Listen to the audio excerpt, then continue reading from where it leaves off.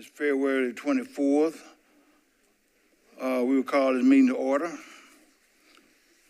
We will let our attorney read the appeal statement.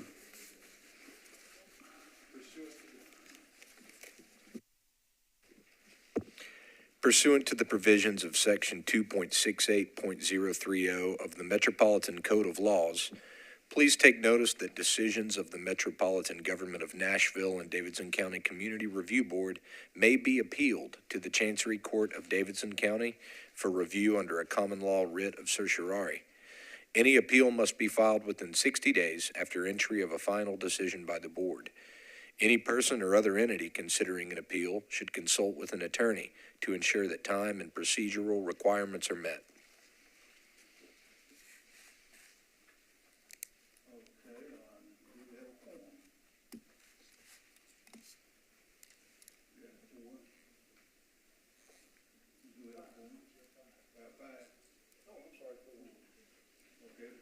We do have a quorum, all right. Next thing on the agenda, we need to approve of the minutes.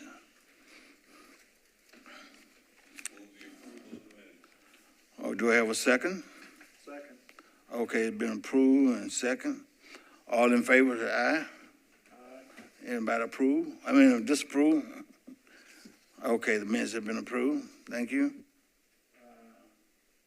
We have the chair remarks. Next thing on the agenda.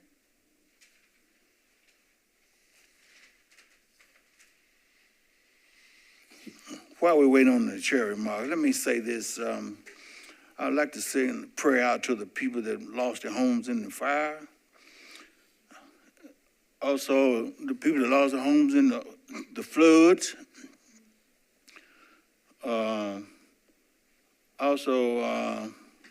Bless the people that lost their jobs due to a strike over ink pen, executive order. Also, hoping that the HBC school get their funding. And lastly, the public school is the backbone of this country, and we hope that they get what they need. Okay, and that's all, and we thank God for your presence.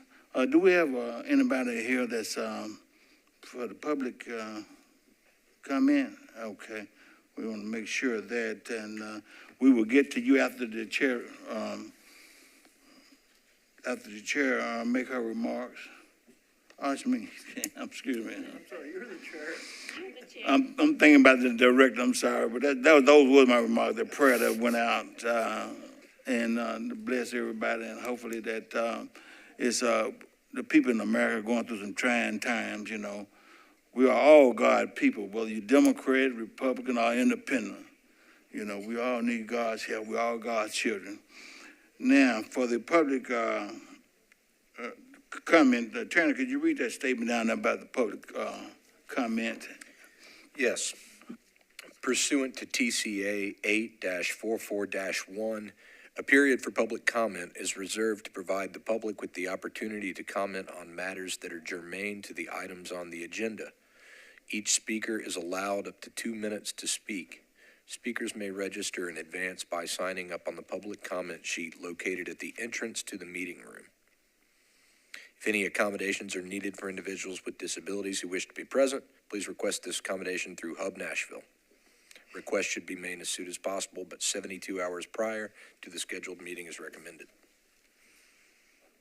Now we are available for anybody from the public to make a comment. Step forward, please.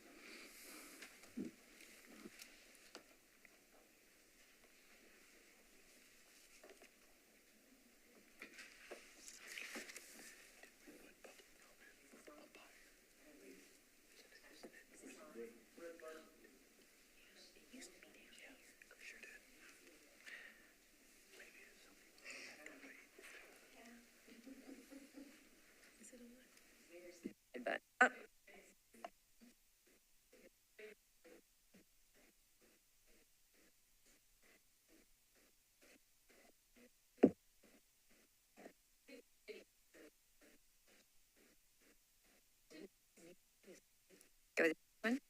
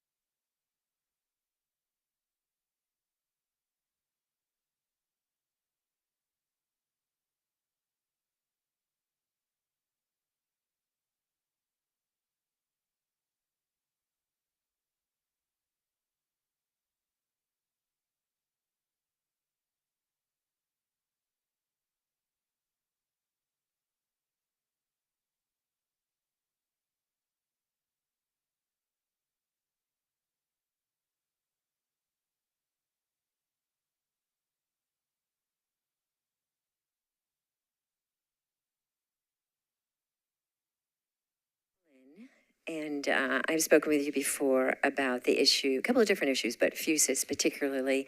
What I'd like to do is read a letter from Molly Secours that she wrote today to the Vice Mayor Henderson and the council as well as the mayor regarding FUSIS. I hope this finds you well in body, mind, and spirit during this time of uncertainty. I understand next Tuesday, the 5 amendments for FUSIS surveillance system will be voted on at the Metro City Council meeting. Please consider delaying this decision at least another 6 to 8 months until we determine the impact of the new administration in Washington, D.C. I do not believe the FUSIS technology itself is maligned or that those who propose the system aren't well intended.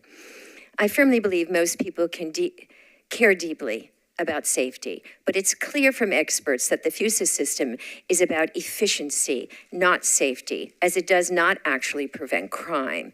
And even though I trust most are operating in good faith, the question we all face at this precarious moment is whose safety and how soon before the federal government demands use of this technology for malicious purposes. I ask the question knowing none of us possesses the answer. I've attended previous city council meetings and listened to numerous positions, both for and against FUSIS. And while I appreciate amendments have been made and understand that this technology is expected to expedite the law enforcement process, given what's happening federally and statewide, it feels dangerous to gamble with far-right leaning Tennessee state officials or the federal government, hoping that FUSIS would not be co-opted for nefarious purposes. And let's be clear, should that happen, our city leaders would be powerless to these demands. The bills at the Tennessee state level criminalizing women for abortion or anyone aiding and driving someone across state lines, and those targeting trans people, gay people, Black and brown citizens, only increases the likelihood that many of our friends and neighbors will be placed at further risk. It's not the technology that is evil. It's the intentions of those who may use technology for purposes that none of us wants to bear the responsibility for, and the likelihood that it would happen. I appreciate your efforts and urge you to remember that if FUSIS is approved, there will be no turning back to protect those who have already been harmed, those who are already vulnerable, and any who may be targeted in future. After all, who will be next? For all of our safety, at the very least, please delay or simply abandon FUSIS altogether. The one thing I would like to add to that letter is the Community Review Board staff has done a great job responding to the request of the council to address the key concerns the council had about FUSIS. There was a list given, the 5 amendments that have been proposed at the last council meeting, which had to be called because of snow, and will be addressed at this next one. The job that your staff does is tremendous of giving unbiased input as requested. But there is no way to put a lipstick on this pig. Once and if these amendments are passed, they will probably slide right through. Mayor O'Connell basically said that during the This Is Nashville most recent broadcast, that with the amendments, he's expecting that FUSIS, in fact, will go into effect. And the real concern, well, 2 things. One, the real concern is, our neighbors, people in this community, we don't know what the impact's going to be. We cannot presume that at some point there's not some requirement that this information get turned over to the federal government, that the data will not be collected and stored.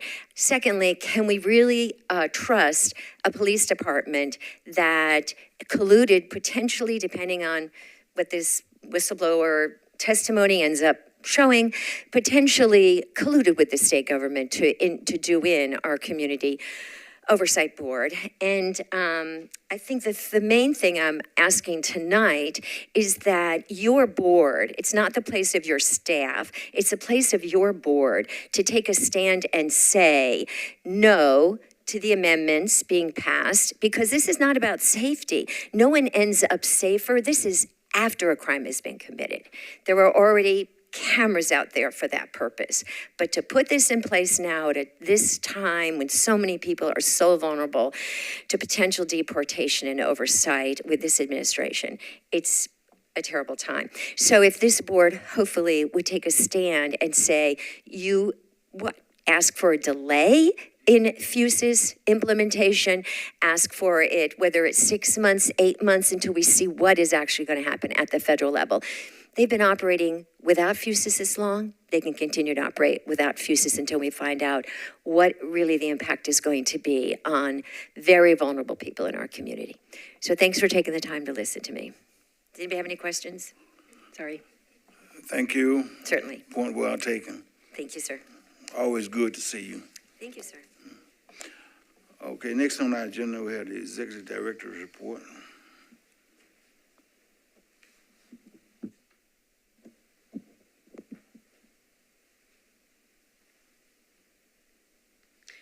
Okay, thank you. Good evening. So my report is short. There's not a whole lot of things that has happened in this past month. Of course, we had an executive committee meeting on February the 12th. We need to get on the schedule today, the next executive committee meeting. And then, of course, for those who are listening, our meetings are the 4th Monday of each month. There is a department head meeting. We meet monthly for training and updates. That next meeting is February the 27th. We had 5 complaints since our last board meeting in January. And then we had also we had 1 officer accommodation, and we had multiple calls, over 30 calls involving inquiries, and also those are social worker contacts that we referred people to other places. I will say that we have been trying to work alongside the Office of Professional Accountability as it relates to obtaining body-worn camera footage for cases. I have been in contact continuously with Commander Starling, who is the head over there at the Office of Professional Accountability. And so we're trying to work out some issues as it relates to body-worn camera footage, because there's a couple things going on. The first one being, we're receiving body-worn camera footage.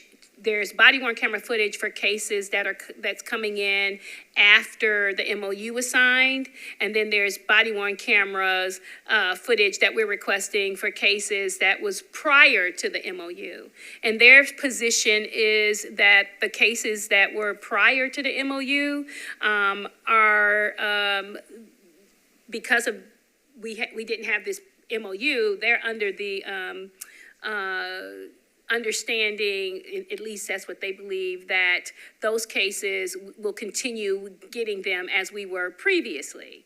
Of course, I'm in disagreement with that, and so we have to work through that. Of course, and I understand the limitations of the department that handles the redactions, but it's still urgent that we get these cases and the body-worn camera footage in a timely manner, no matter whether the MOU was signed in November or not. We have an MOU agreement, it addresses those things, and so I think that we're trying to work through that.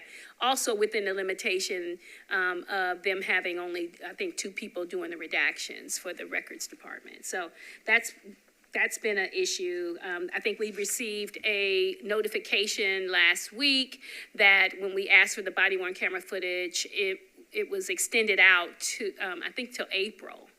And so, you know, I did reach out to him, and he's going to try to work through it with me, you know, trying to find the very specifics that we need. But I mean, I sent a case over that the entire video was redacted, and I'm still waiting to receive it. And there was no reason for that whole case to be redacted. The entire thing, it was like an audio instead of a video. So we're definitely having to work through this process, and it should be easier than this. And you know what I would suggest, like if we had unfettered access to this information, we would not be in this position, I believe. And so that's the update. As for research, our research staff we had a immigration report, policy advisory report that came out early on when we were the Community Oversight Board, and I've asked our research department to pull that out, review it, and determine if there's anything that we need to update because of the climate that we're in now. I think it's important that officers understand what documentation looks like, whether it be a green card or a visa or whatever. And so, and just to see if there's anything in that report that we could update that would offer some solace to our immigrant and refugee communities. And just for those who don't know where we're located, we are at the LNC Tower at 401 Church Street, Suite 1300. We have had more walk-ins this month than we've had previously, and I think as the weather changes, we probably will have more. And so that pretty much concludes my. We have some community engagement. I'll get that information and tell you at the end of the evening. And that concludes that, except I do have one announcement. That one announcement is I have been appointed to the board of directors for the National Organization for Civilians and Oversight of Law Enforcement, the NACO board, and I am a board member at large representing Tennessee and Kentucky. So I just wanted to let you all know that. I'm very excited to be working with them and very, very honored that they selected me to be a board member. That's great, and we appreciate that. If you're not here, we know who can fill your place while you're not here. That's correct. That's good to know. Okay, the next thing we have here is the Sexual Misconduct Policy Advisory Report.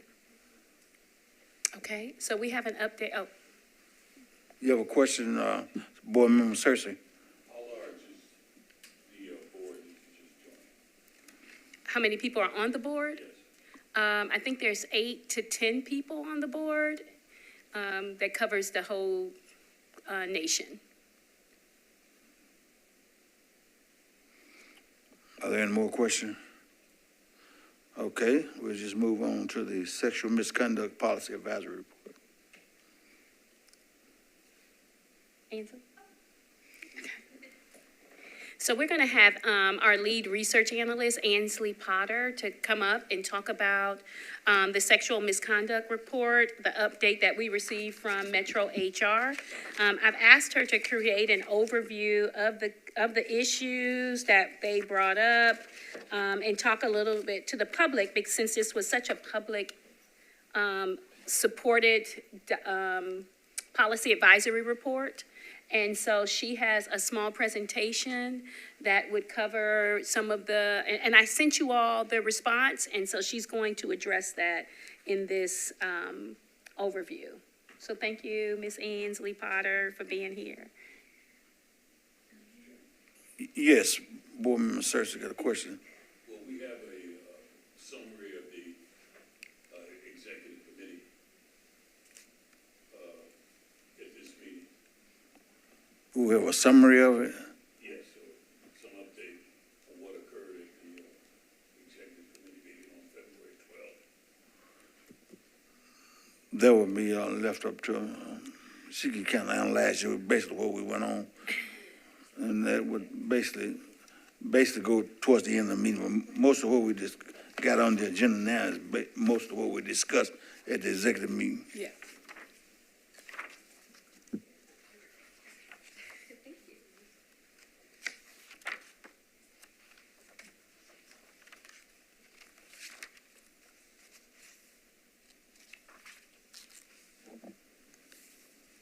Hello, everybody. So I'm just going to give a quick overview of Metro HR's review of our policy.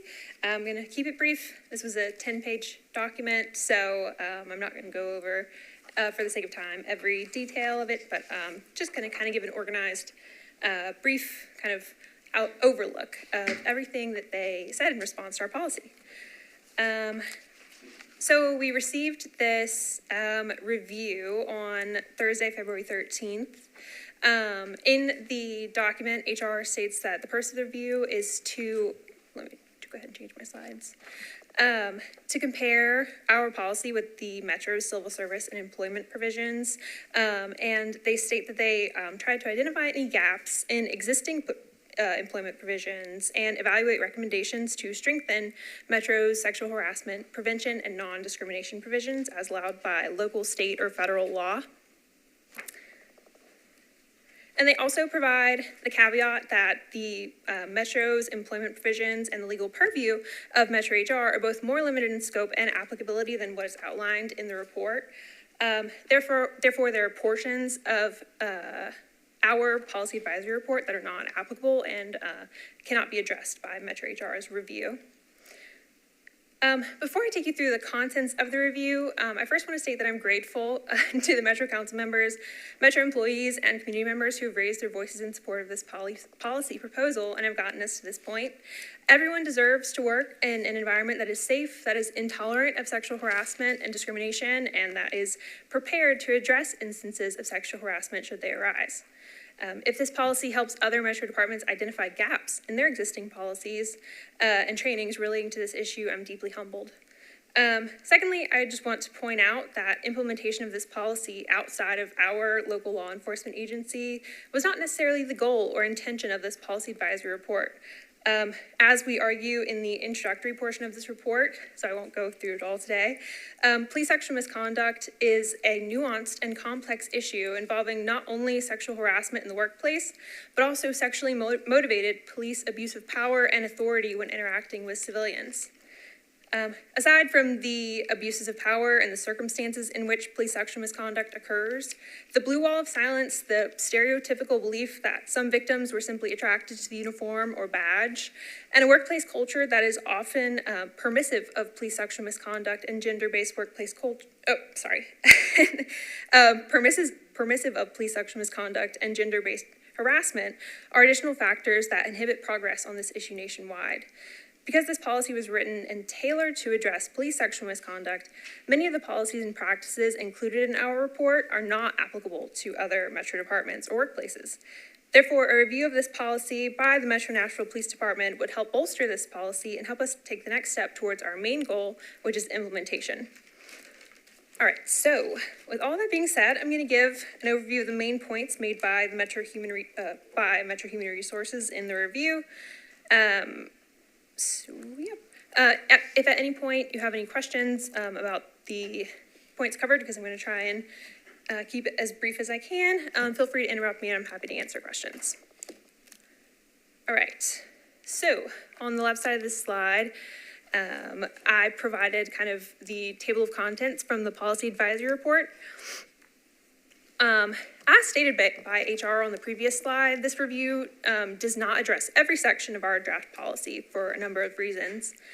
And so I went through and highlighted the 9 sections and subsections that were covered by Metro HR's review in yellow.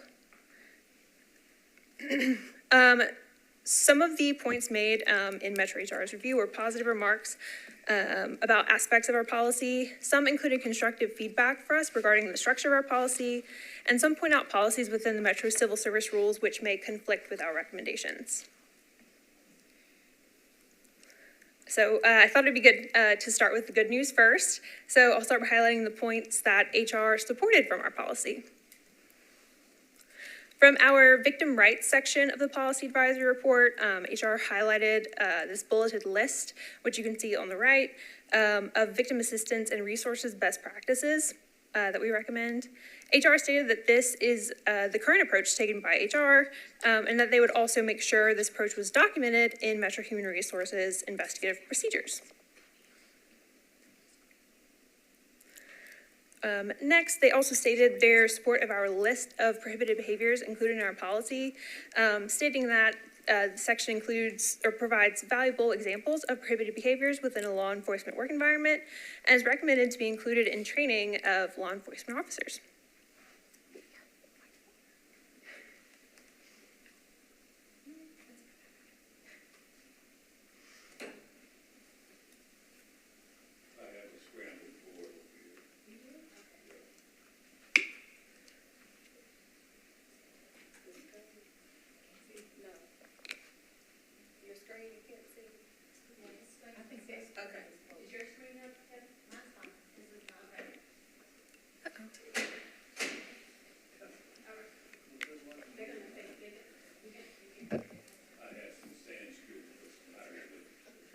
Interesting.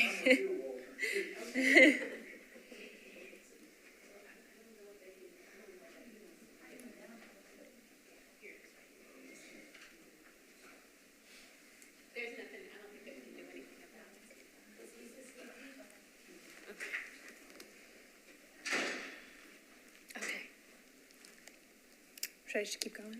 Yeah, Okay. And so the final positive remark refers to our list of early warning signs that we recommend as red flag behaviors that could be signs of future or ongoing sexual misconduct. And they state that they recommend that the early warning signs be incorporated into law enforcement trainings, that early warning signs that could be applicable to all Metro departments should be included in Metro sexual harassment and prevention training, and that the educational material we reference in this section should be incorporated in a training curriculum. Now I'll go over some of the recommendations HR gave to help tweak the language in our policy, both to better reflect the civil service rules and to improve the clarity of our policy. So first, I recommend we make some minor structural changes so that we're not alternating between investigation and reporting procedures within the same list of guidelines. This is mostly because parts of the policy are grouped together according to roles within the department. For instance, we list supervisor responsibilities, and there are some small areas where we could restructure in this way for some improved clarity. It is also recommended that we include the option to file a complaint with Metro HR, and specifically Metro HR's EEOC coordinator, which we do not mention as it's already included in the civil service rules. But for clarity and transparency, that's definitely something we should add. They also recommend that we adjust our language around assurances of confidentiality in our in our policy, because we emphasize the importance of maintaining confidentiality for complainants and victims using some strong language when we do this.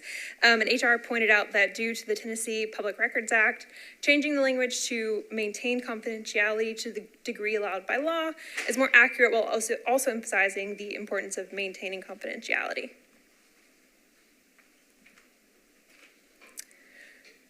Okay.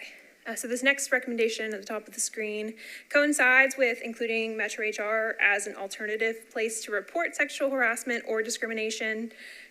We have in our policy a recommendation that Title VI complaints should be referred to Metro Human Relations Commission.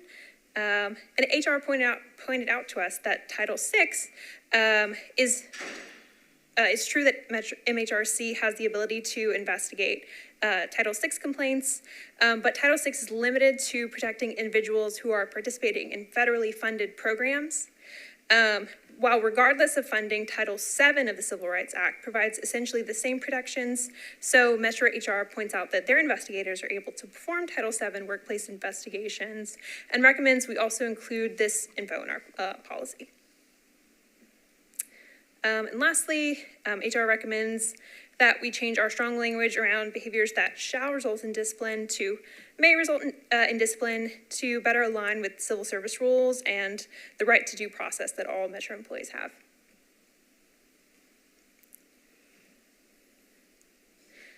Okay, and so now the final 2 points of constructive feedback I wanted to go over highlight some language in our policies that potentially conflicts with the Metro civil service rules and employment provisions. So this first point, we recommend in our candidate screening and recruitment section that inclusion of the Harvard Implicit Bias Association test should be used to kind of understand whether some candidates have implicit biases that they may not even be aware of. And HR informed us that the employment provisions will not allow exclusion of an applicant for any potential warning sign that may be identified, because this creates a likelihood of discrimination without due process. They also recommend that we consult with MNPD as to whether this could be part of the psychological screening tool as part of their hiring process. To the extent that this test is allowed to be included in the assessment performed by a psychologist towards during MNPD's hiring process, we think this test has the potential to provide some objective insight into a candidate's potential implicit biases. But to be clear, we don't want to recommend that certain scores or response to this test merit exclusion directly of any applicant. And then lastly, there is a recommendation in our policy that any transfer or reassignment of any of the parties involved should be voluntary and should not be taken against the wishes of the complainant. So this statement pertains to employees at MNPD who may have filed a complaint and are then, as a total solution to the problem, transferred or reassigned to a different location. And so sometimes this is a beneficial outcome for the victim or complainant, but in other cases, this results in the victim now being uprooted from their support system in the place where they work.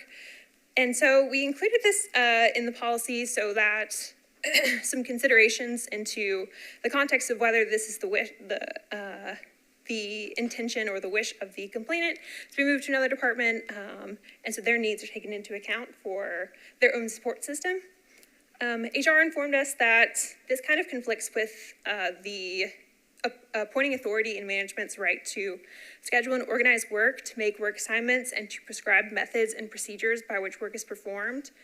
And so we're thinking through how we can sort of reword this portion of this to align with civil service rules, while also allowing empathy and consideration of the needs of the complainant in this process. Okay, I'm gonna take a sip of water.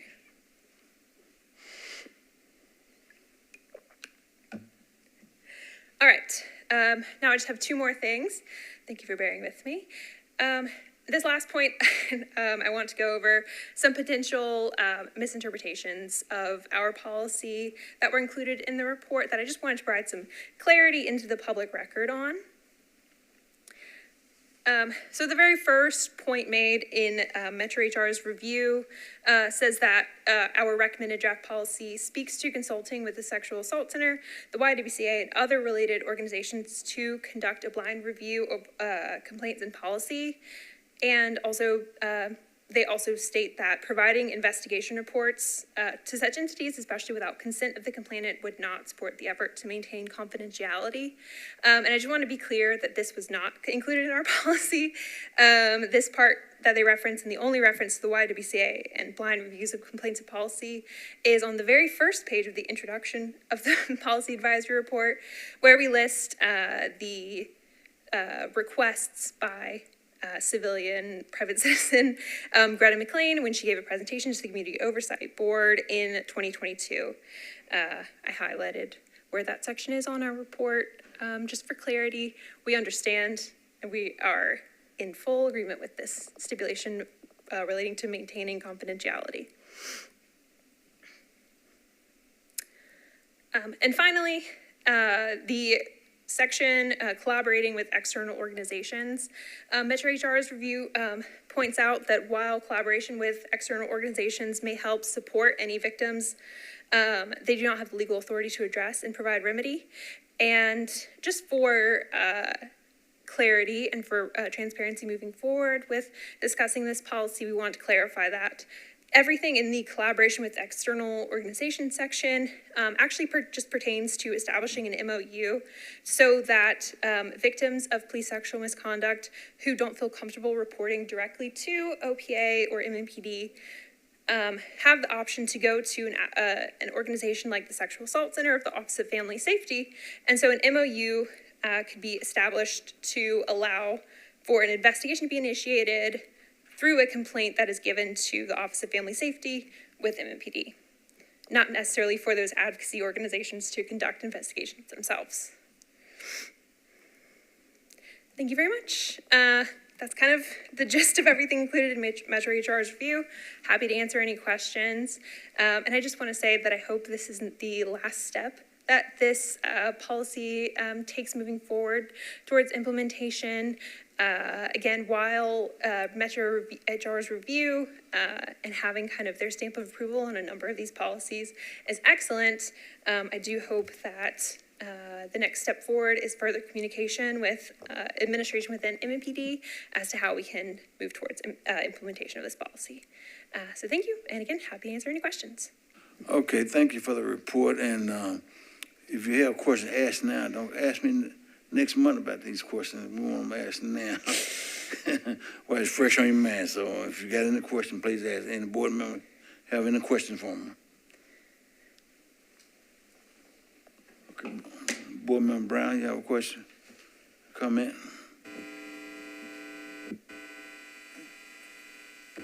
Thanks for the report. Looking at it, it looks like it was generally a fairly favorable report, and they pointed out some areas that we can correct. What's our next move to respond to this?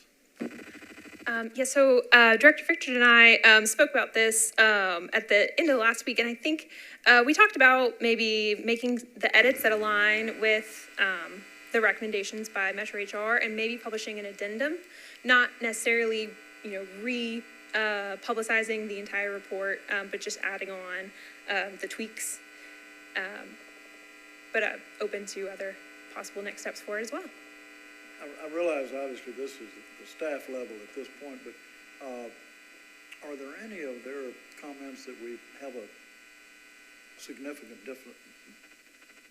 difference with? So I think these two, where I spoke about the conflicts with the civil service rules and employment provisions, those are two areas that, I think HR might be recommending that we, for instance, don't include the implicit bias association test, whereas we're kind of arguing that it shouldn't be used as a criteria, but should be maybe included as a objective measure that the psychologist who evaluates candidates refers to. Other than that, I don't really think that there are a lot of conflicting opinions. So mostly kind of tweaks to our language.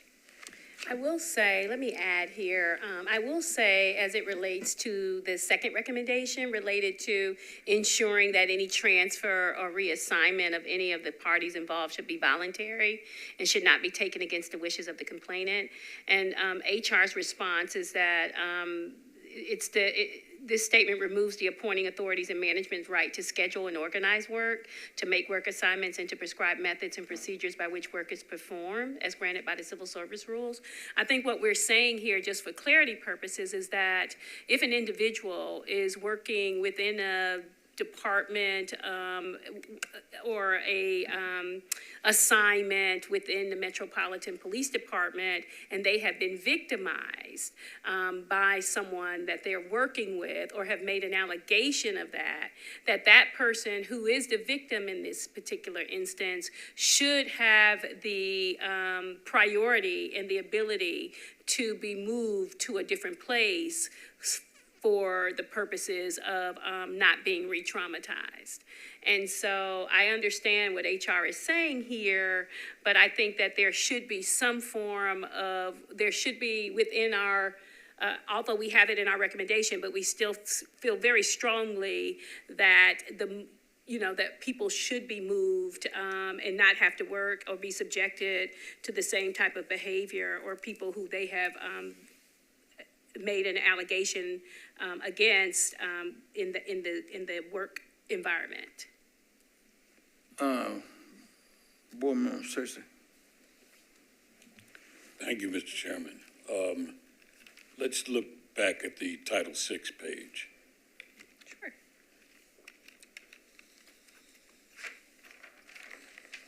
Now, I'm trying to understand, since individuals cannot bring Title VI complaints, how does that work out within our policy? So just for, I believe people can bring forth Title VI complaints to Metro Human Relations Commission, but I think it is limited to activities receiving federal financial assistance, and there may be some, for instance, activities that don't receive federal funding, but maybe receive state or private funding, which Metro HR can address, because they're not limited by cases that are determined by funding. And Metro HR handles Title VII investigations, whereas Metro Human Relations Commission cannot. You made a statement that about a person that has a complaint and you move them to a different location. We still need to be careful on that location they're being moved to. Is at one time with the police department, if you feel like you're an outcast, they move you to the towing lot. And people resented going to the towing lot, but it began to be a plus, and I'm gonna tell you why. Because guys that worked at the towing lot would get their rest sleep at the towing lot, unless somebody bringing in cars, and then they'd work an 8-hour shift on the extra job, and they were making money. And so they were looking at, well, these guys are happy, they're comfortable down here, we gotta do something else, So we don't wanna move someone to another position where they'd be uncomfortable as well, or something that wouldn't be suitable for them working in another environment. I agree. I mean, I know that the police department has had some issues with moving people around, like to this thing called the Green Mile, and which were more punitive, reassignments. And so, yeah, I appreciate that. We want to make certain that people who have made complaints are in environments that are healthy and safe for them. And another location, they was moving to the warrant department. And sooner or later, they adjust to that, and it was a happy home for them, because only thing they had to do is serve warrants, or make poor warrants that when people come in with people that had outstanding warrants on them. So they found a way to adjust to the situation. Thank you.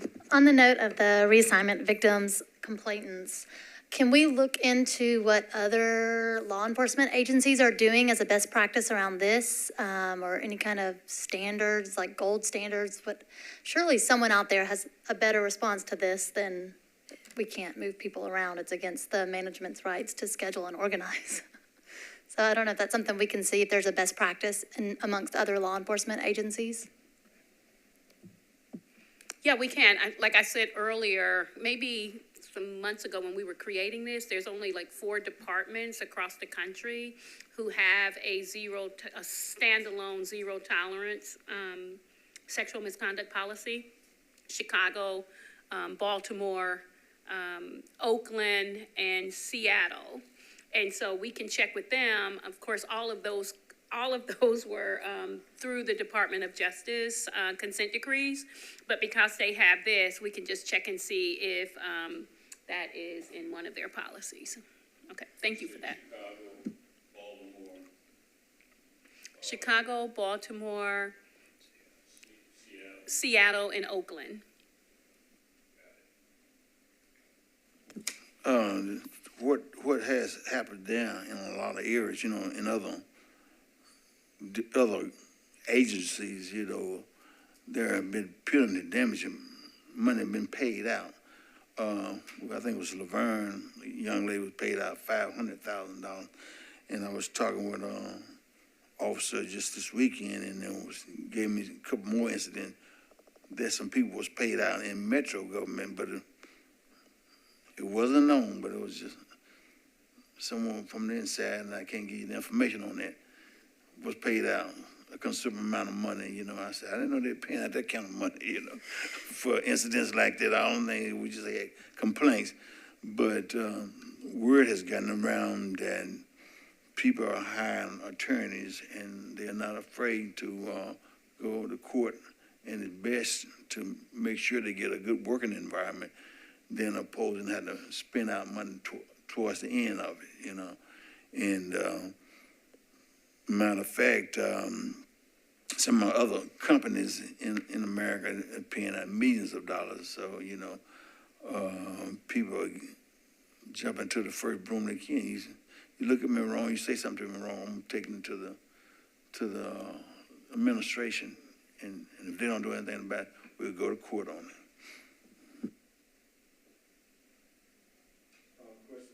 Go ahead, Heather.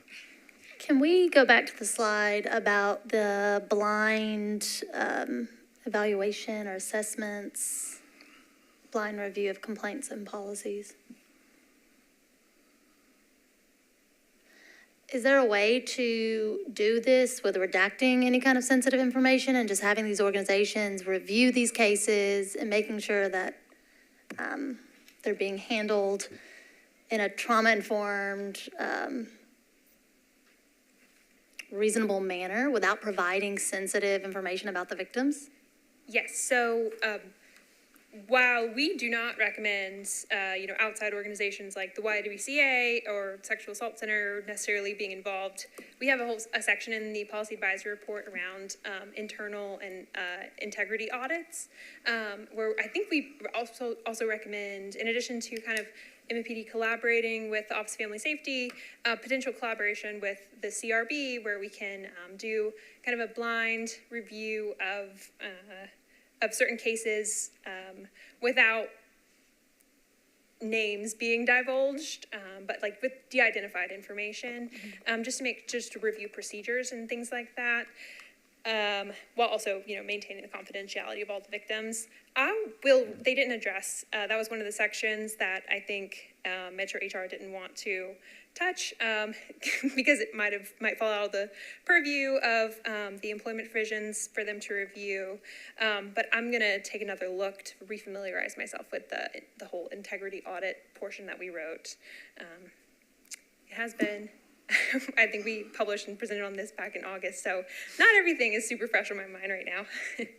Okay, we got one more board member, and after board member Cersei, we're going to move forward on the agenda. Board member Cersei? Yes. Anybody?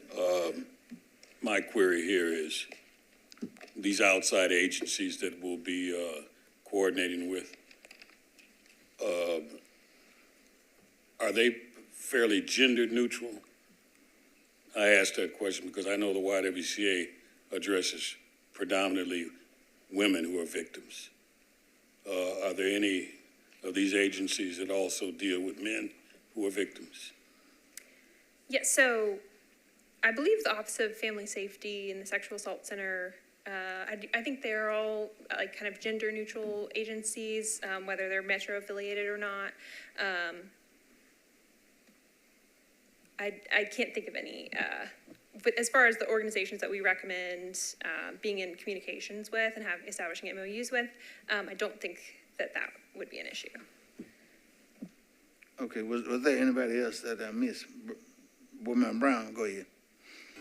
Yeah, on the previous comments about the not making reassignments without the consent of the complainant, that does seem to get into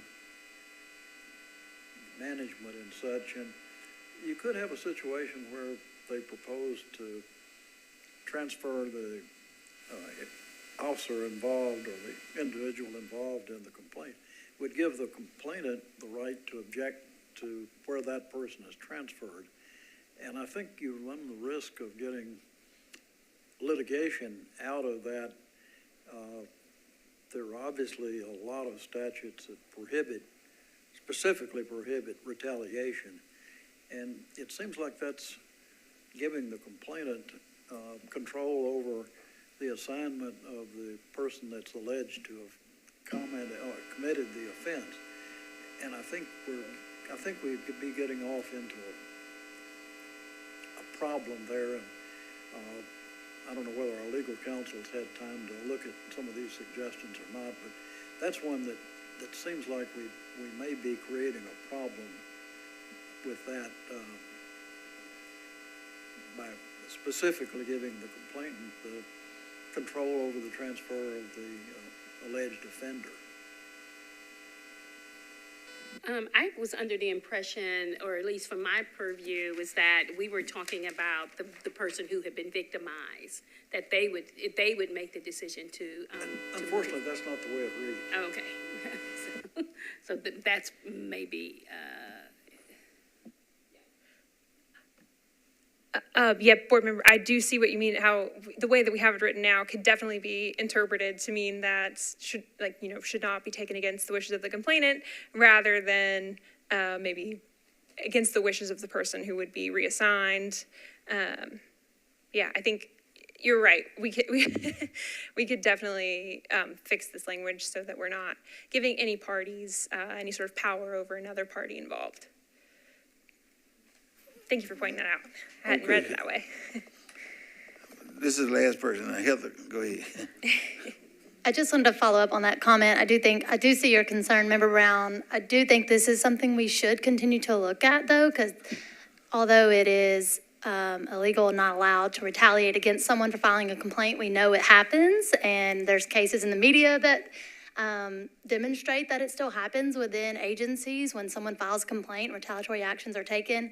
Often those individuals don't have the means to hire an outside attorney and hold that agency accountable. So I do think retaliatory practices still happen, and I do think it's important for us to be talking about how to put in good policy to protect victims and complainants who are already disincentivized to come forward within an institution like this. So I hope we will look at the other states and see if they have some better language that can kind of get at the protective policies for victims that we're looking for.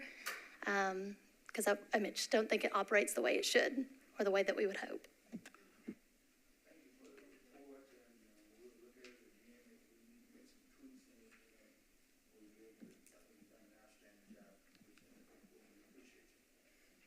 Thank you.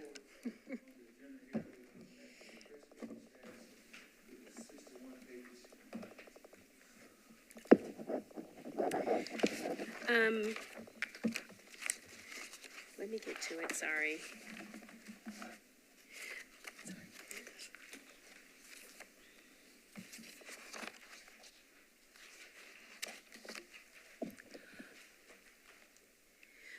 So myself and our past chair,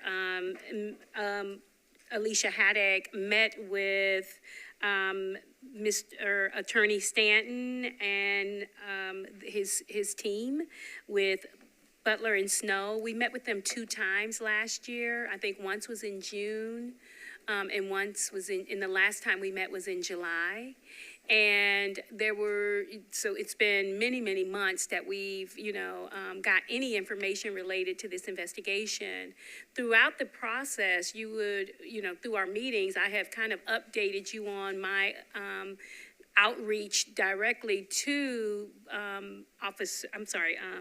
Attorney Ed Stanton related to this investigation and whether he could provide some type of status updates. And he's, pretty much been responsive, and his response is usually centered around this case is in, it's in progress. I am working through this. I don't have a status update for you. And so just having that communication is something that we talked about early on when we met with him, because of course there was some distrust of this process from the community right away. And so we hadn't heard from them in many months. I think the last time I reached out may have been in November, maybe October, November, asking for a meeting. And he said at this point of the investigation that he was going to decline a meeting with myself and Alicia Haddock. But what he would do is make certain that as soon as this investigation was complete, that we could meet and go over some things and talk about it. And so when I spoke with Alicia and we were talking about the status and where we were with this case, she, since she had already been kind of proactively working alongside me with this, she wrote a letter to the attorneys to get an update on the status of the findings. And as you see in this letter, she wanted information related to the current status of the investigation, including whether it was concluded or remains ongoing, a projected timeline for the final findings, if the investigation is still active, and then number 3, the expected process for reporting and public disclosure, including whether a summary of findings will be made available to the NCRB and other stakeholders. She also wanted to kind of point out if there were any constraints on what could be disclosed, advise us on when and how updates may be expected. And additionally, if there were any next steps for the NCRB in this process, we wanted she asked for guidance on how she could facilitate a timely and transparent resolution. And so we have not heard back. I sent this letter on, I believe, February the 10th or the 11th. And I think I sent it the same day. So we haven't heard from Attorney Stanton as of yet. And so this has been a long process. I mean, it has been many, many months. And we haven't, 8 months. And so I think it's time that we, as the Community Review Board, since we are directly involved and named in this complaint, would have some type of status update on where it lies at this point.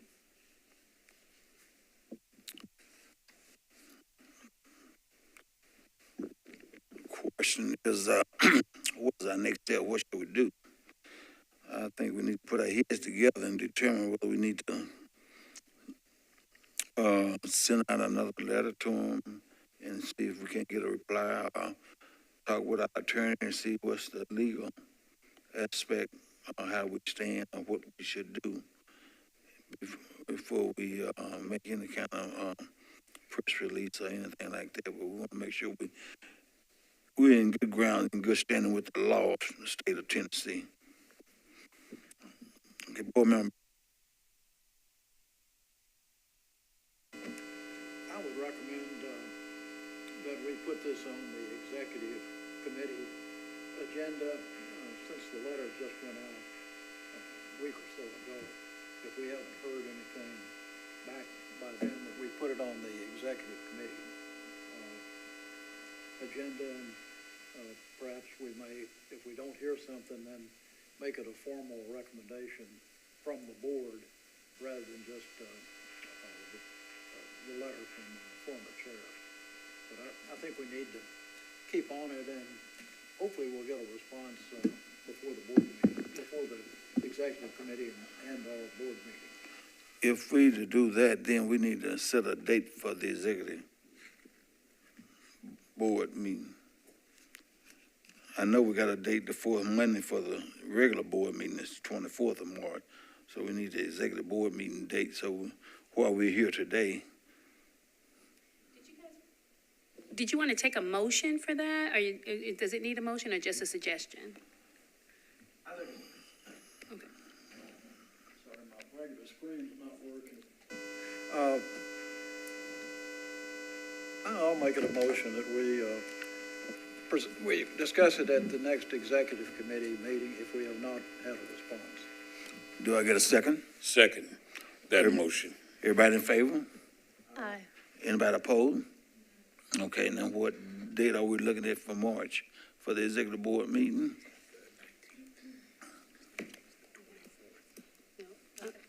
We're looking at maybe the 12th, the week of the 10th. The 12th, is that on a Wednesday? That's on a Wednesday. Sound good to me. Will that work for everyone? Oh, this is the whole executive.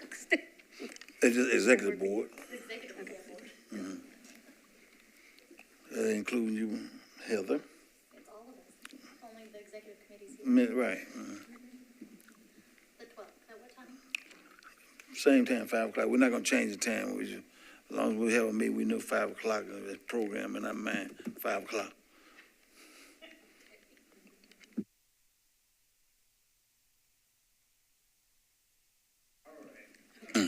Now, let's,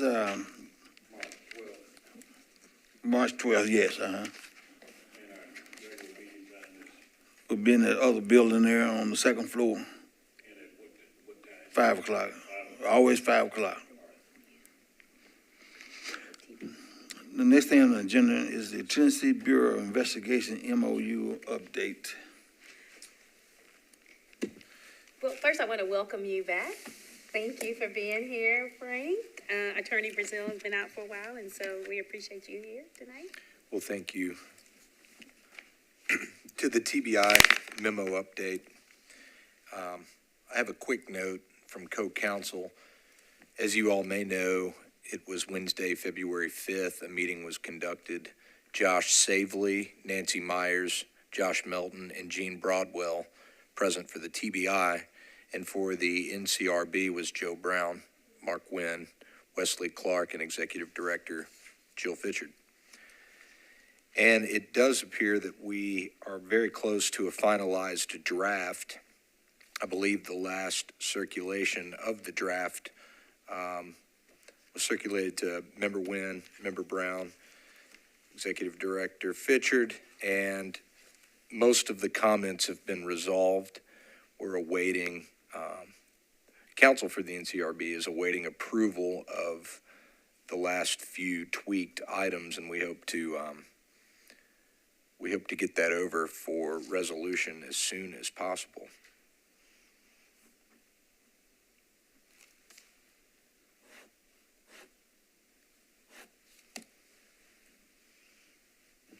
Heather, yeah, Board Member Heather. Thank you. Sounds like that is quickly wrapping up. That's good to hear the progress on that. Do we have an update on the DA MOU or when we're going to get a meeting? I know that's been a long time coming also. Yes, I do have an update on that. I spoke to Wesley Clark this morning about that, and he has been in contact.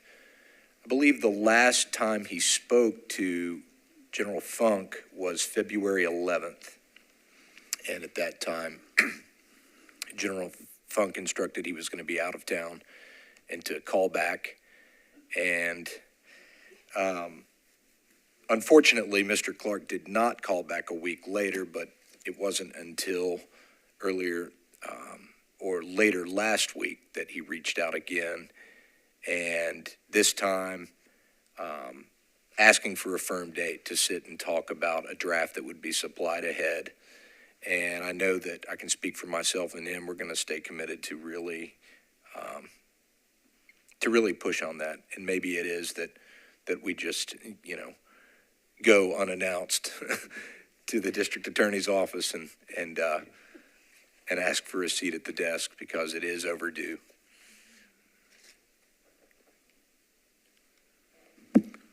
Are there any more questions from the board members?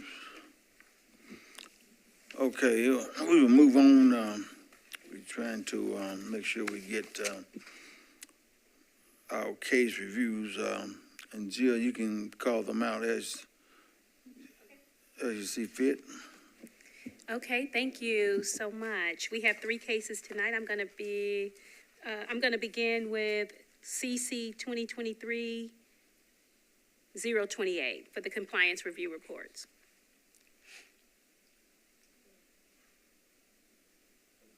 Okay, just 1 second to put it up on the board.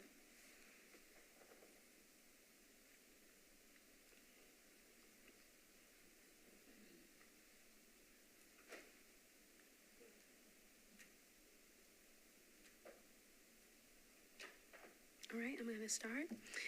Allegations of misconduct against, sorry, let me start here. This is compliance review report, NCRB's CC 2023-028. The allegations of misconduct by the NCRB against Officer Dylan Moats is number 1, courtesy, number 2, personal behavior. The summary of the complaint allegation is such: Mr. Samuel Talley, hereafter called or referred to as the complainant, reported that on November 27th of 2023, he arrived at his vehicle at a Holiday Inn hotel at 1111 Airport Center Drive, Nashville, Tennessee. The complainant reported that his vehicle had been parked at the above location while he was on vacation. Upon his return, he noticed that his vehicle had been vandalized. Complainant further observed that 2 of his firearms were missing. Complainant contacted MPD police to file a missing weapons report.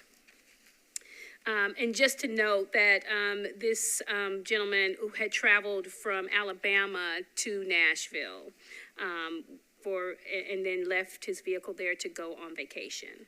The complainant stated that Officer Dylan Moats, hereafter referred to as officer, arrived at the hotel and requested for the complainant to come outside and speak with him. The complainant stated that he asked the officer if he could come inside due to the cold weather, which it was reported 35 degrees. The officer informed the complainant that he would only speak with him outside. The complainant felt that the officer's refusal to speak with him inside was unreasonable and caused him to be outside in the cold for an extended period of time.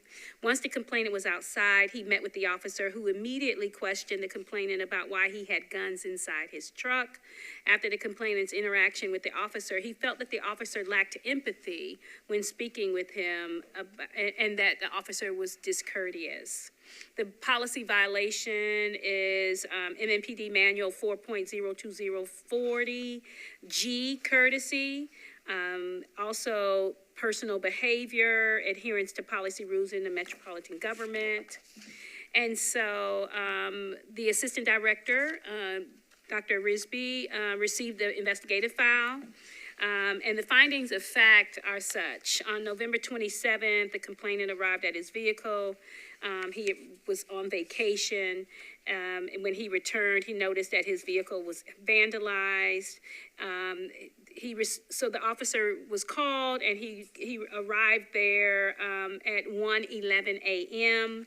The officer called the complainant's cell phone, advised him to come out.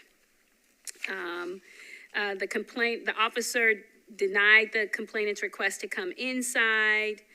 So subsequently, the complainant came to his truck, met the officer to make his complaint. It was reported that he had 2 guns, a Glock 9mm, 43X, and a S&K 9mm, 3 magazines, and $1,000 cash missing. All were taken from the console. The complainant stated that the guns were unloaded. The officer asked the complainant why he had guns inside his vehicle, and he said that he was traveling with the guns for protection, but could not take the guns with him on the plane. The officer stated, "That's never a smart idea. Let's not do that again." And then the officer explained to the complainant that Nashville was one of the #1 places in the U.S. to have a gun stolen from a vehicle. When the officer asked for serial numbers of the guns, the complainant stated that he did not have the serial numbers at the time, but he could produce them later. The officer advised that he could not report the gun stolen without the serial numbers. The complainant stated he understood.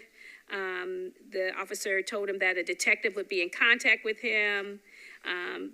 The officer's body-worn camera did not depict the officer being discourteous towards the complainant.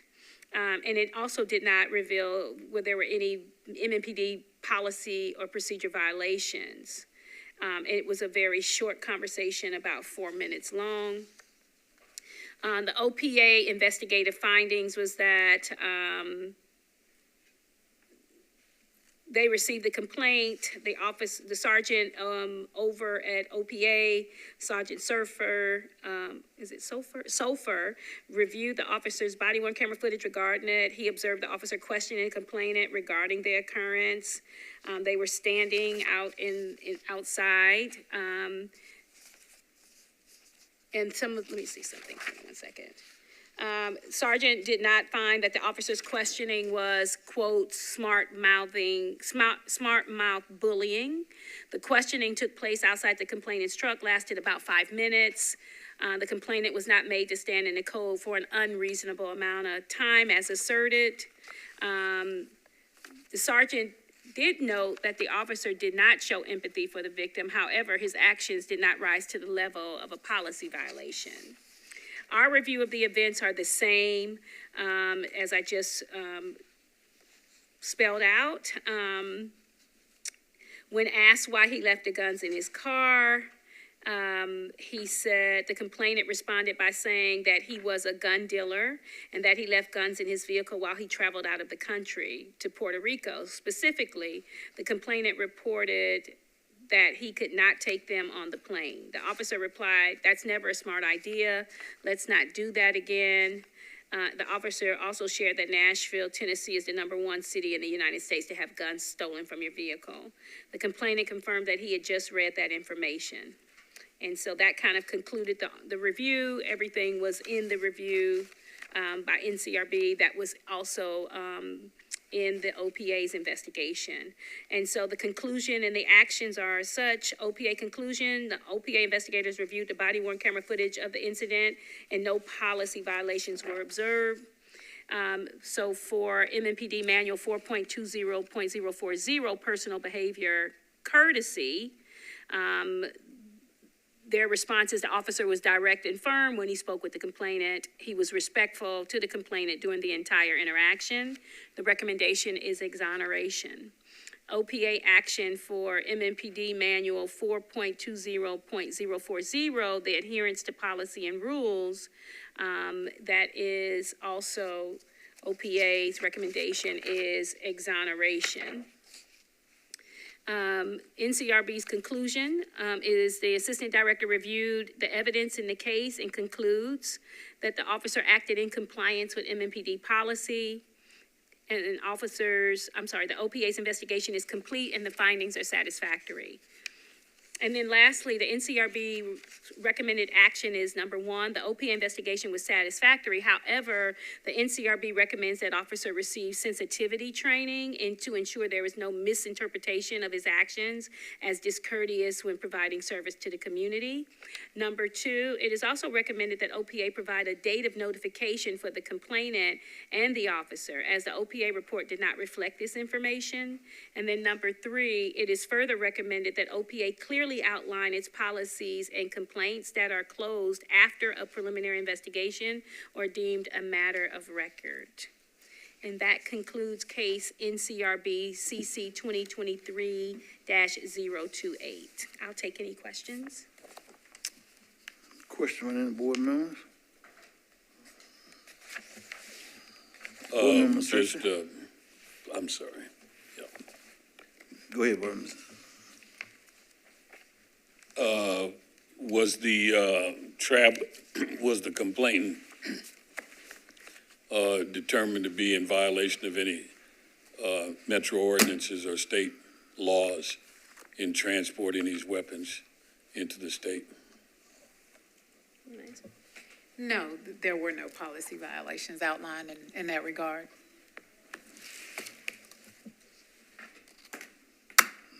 Board Member Brown. You get a second? All in favor? Anybody opposed? Okay, it's been properly approved. So, Ready for the next one? next one, yes, go. All right. This is NCRB CC 2024-001. The case is, the allegations of misconduct by NCRB are against Officer Dylan Moats for honesty and truthfulness. The summary of the complaint allegations is Jelani George, hereafter referred to as the complainant, reported that on December the 23rd of 2023 at 4 a.m., she was driving on West Trinity Lane and her wheel became detached from her vehicle. She stated that she called a tow service who offered to tow her vehicle for free of charge and transport her home. Complainant was alone with her adolescent child and felt unsafe with this arrangement and contacted dispatch for officer assistance. Officer Colin Luce, hereafter referred to as officer, came to the scene and the complainant explained the situation. She informed him that the tow truck was en route but coming from Lebanon. The officer stated to the complainant that he would contact a tow truck that was closer, instructed her to cancel her pending tow service. The complainant inquired about the cost of the tow service, and the officer could not provide her with a definitive answer. The tow service arrived approximately 1 hour later and informed the complainant that the service would cost over $240. The complainant explained that she was unable to pay the fee. The officer apologized and promised that he would give the complainant money on the following day to pay the towing cost. The tow service transported the complainant's vehicle to an unknown lot, and the fees accumulated to over $600. According to the complainant, the officer did not provide her with any monies towards the towing service fee, as he stated that he would, and she was unable to retrieve her vehicle or belongings because of the accumulation of fees, and subsequently no longer had transportation. The policy violation here initially is the personal behavior, honesty and truthfulness. The executive director received the investigative file, and it contained a lot of information that was reviewed. The findings of facts in this case were just similar to what we just heard in the summary of the allegation. The complainant contacted 911 to request the officer assistance because she felt uncomfortable about this arrangement she made with the tow company after thinking about it. The officer responded to the call, and he arrived at 5:38 a.m. The officer and the complainant discussed her towing concerns related to logistics, cost, and the impoundment. The complainant stated on multiple occasions that she did not have money to get the car towed and would not have the money to get it out of impoundment. The officer advised the complainant that her vehicle was in the roadway and that it would have to be towed, and the complainant should discuss her concerns with the towing company. The tow provider and the officer, once the tow provider responded, the tow provider and the officer communicated about the cost of the tow and the logistics, and all the towing paperwork was given to the officer.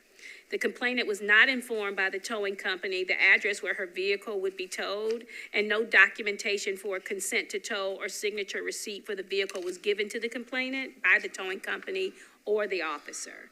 The complainant was extremely upset about the towing and expressed at times that she would lose her car because she didn't have the funds to retrieve the vehicle. The complainant's vehicle is towed, and the officer gives her and her child a ride to their apartment. The officer arrives at the complainant's home and signs off his BWC, his body-worn camera footage. He turns off his camera. The officer's camera does not capture his subsequent conversation where he offers to give the complainant monies to assist with her vehicle towing.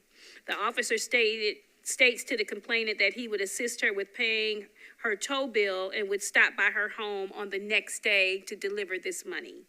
The complainant and the officer both acknowledged that the officer did not give her any money towards the cost of her tow and did not contact the complainant the next day and did not answer calls from the complainant. The OPA's investigation basically is the same.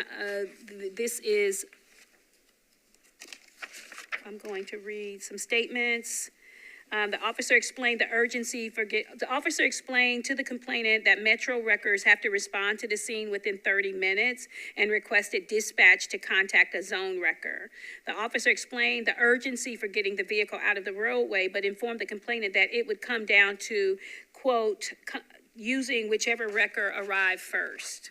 The officer completed a tow report while inside his vehicle, and once completed, he contacted the complainant again and informed her that she could cancel her tow truck, and she replied that she had already had.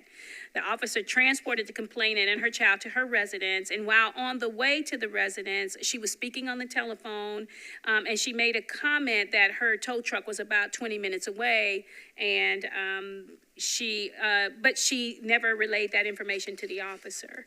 Sergeant Robinson, who was the investigator at OPA, stated that during the interview with the officer that he admitted to turning off his body-worn camera to hide his intent of doing a good deed.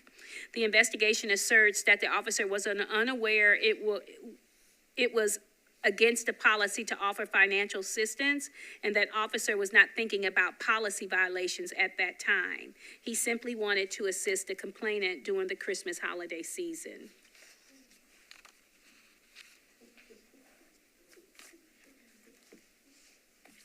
My review of their case, the OPA detective spoke with the complainant. In her interview, the complainant stated that her vehicle broke down and she contacted dispatch for assistance and contacted a tow service. The officer arrived at the scene and immediately contacted a tow service that he told the complainant was closer. Once the tow service arrived, the complainant was informed that the cost would be $247, and the complainant could not afford the towing fee, and she expressed that the officer placed her in a predicament because she had a free tow service en route. Complainant stated that the officer offered to give her money for the tow the following day. The interview between Detective Robinson and the officer regarding his body-worn camera violation, he was informed of the reason why he was there. He stated that he was dispatched to the call for a vehicle that was blocking the roadway, that he spoke with the complainant and informed her that he would have to tow her vehicle because they could not wait. It would be whoever got there first. The officer stated that the complainant informed him that she had contacted a tow service who was en route from Lebanon, and he stated that he informed her that he had a tow truck en route as well. The tow truck arrived and the complainant was made aware of a $247 fee. She became upset and started making phone calls.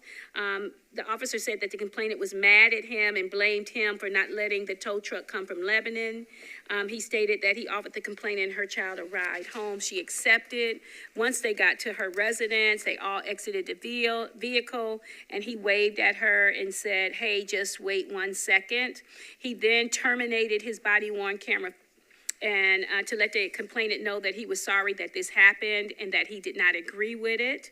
The detective asked for clarity related to his response about disagreeing with it, and he replied that it was a hefty fee and he felt bad for her and that he felt the price was too expensive. He responded that it was a hefty fee. He stated that he felt bad for the complainant at the time because it was around the holidays and she had said that she didn't have that much money, and that he wanted to do a good deed and that her son had witnessed this. And he contemplated on giving her the money on the ride to her residence, and he made the decision once he exited his patrol vehicle. He also stated that he did not want the sergeant to see that he was offering money to pay for the tow. And so officer stated that he said no further contact upon turning off his body-worn camera because that's how he ends his calls. So he thought that it would also be frowned upon. So he said that he had every intention to give the complainant the money for the tow. He stated on December 24th that he retrieved the money from the ATM but was unable to go to the address because he was stuck riding with someone else. And so after a few days, he decided to just move on because he thought it would look bad knocking on her door. And so the detective informed him that it was not against policy to help, and it was not against policy to change his mind. The officer confirmed that he told the complainant that he would try to pay her back on another day for the tow fee, but that he didn't. And so that was the end of the interaction. So the OPA concluded that the officer transported the complainant and her juvenile child home with the intent to do a good deed. He was unaware if it was or wasn't against the policy to offer financial assistance. He explained that he was not thinking about policy violations at the time of the incident and was only trying to be of assistance to the complainant during the Christmas holiday. And so the OPA's action is, as it relates to the rules, adherence to policy and rules of Metro government, to wit, employees will record police activity, that the recommendation is that that particular policy violation be sustained, and the officer requested and was approved for a pre-investigative settlement for violation and received a Category E violation, which is a written reprimand. OPA action for the next case, the next violation, adherence to policy and rules, to wit, the impound authority. The officer was exonerated with the notation, officers followed MMPD policy and procedures by towing a disabled vehicle blocking a lane of travel. When he arrived, it appeared the complainant's tow truck would take an extended period of time to arrive. Therefore, a zone record was requested. Departmental policy states that the amount of time given is a matter of individual judgment. Due to this reason, the allegation is exonerated. So the NCRB's conclusion is the executive director reviewed the evidence in the case and concludes that the officer violated MMPD policy 8.30.80. Employees will record police activity. The OPA's investigation is complete and their findings are satisfactory. The NCRB's recommended action is this. Number one, the OPA investigation was satisfactory. However, the NCRB recommends, to the extent possible, that OPA investigators ask open-ended questions, the who, what, when, where, how, and why, as outlined in their OPA SOPs 4.11, general interview techniques. The OPA investigator asked the officer initial questions that were leading and allowed for the officer to confirm her questions instead of sharing his own perspective of the incident retrospectively. Number two, it is strongly recommended that MMPD develop a policy that creates rules, regulations, procedures, and ethical responsibilities centered on officers' duties to report benevolent and charitable donations to individuals while on duty. Because of the inherent power dynamic between a civilian and a police officer, there should be a policy that clearly addresses ethical dilemmas, as well as regulates the limitations of gift giving and charitable deeds. That includes mandatory reporting, specifics related to monies and or other types of gifts, and the protection of rights for citizens against intimidation, coercion, bribery, and other acts that could be implied or exploited with accepting gifts of any type from a law enforcement officer. Number three, it is recommended that the policy related to MMPD Manual 6.20.030, Impoundment Authority, be updated to include the mandatory reporting and documentation that shall be given to any civilian who is subject to a tow, and they be made aware of the upfront costs for towing and the daily storage. They choose the location, and that they have the option to choose the location where they want the vehicle towed, sign a release stating that they give authorization to the towing company if applicable, and have a contact number and location of the towing company that is servicing their vehicle. In this instance, body-worn camera footage revealed that the complainant in this case was not given any documentation from the towing company, and the only paperwork that was exchanged was between the tow company and the officer. The complainant was not given the option to have her car towed to her home as requested, was left not knowing the location of her vehicle for days, and because of the tow cost and storage fees, she was unable to retrieve her vehicle or personal effects, and subsequently lost possession of her vehicle. So the NCRB recommended actions for the complaint allegation of honesty and truthfulness. The executive director's recommendation is unfounded. In this case, the officer did tell the complainant that he would donate a charitable gift to her and did not follow through with it.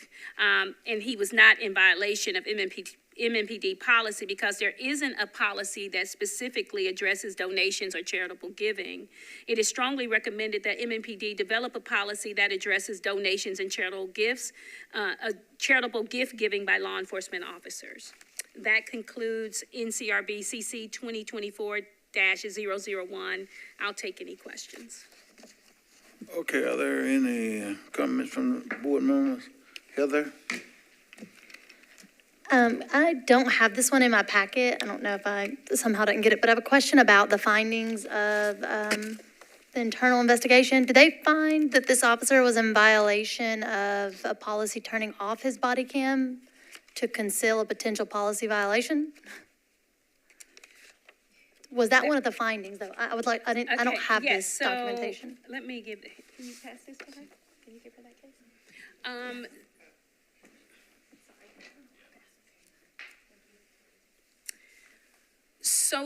So he turned off his camera to hide the fact that he was going to offer this young woman money for the toll that happened. But there isn't there isn't a policy related to charitable giving at all, so he didn't violate a policy in that regard, except for the turning off his camera, which there is a violation for that. They did find a violation. Yes, yes.